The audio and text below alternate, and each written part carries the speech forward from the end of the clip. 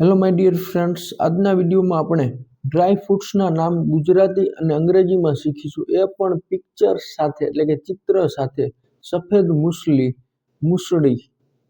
Beatle nut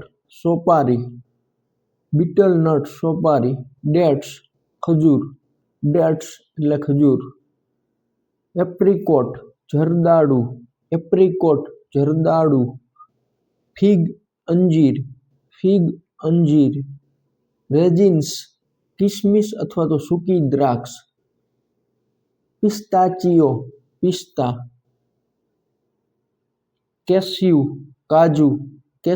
એટલે કાજુ, સેફન કેસર અને સેફન વચ્ચે મિત્રો કેસર, પંક્ચર વાઇન ગોખરું, વોલનટ એટલે અખરોટ,